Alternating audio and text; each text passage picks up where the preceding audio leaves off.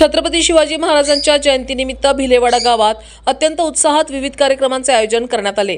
याच निमित्तानं गावात छत्रपती शिवाजी महाराजांच्या भव्य प्रतिमेचे अनावरण करण्यात आले। या कार्यक्रमाला राज्यमंत्री आशिष जयस्वाल यांची प्रमुख उपस्थिती लाभली।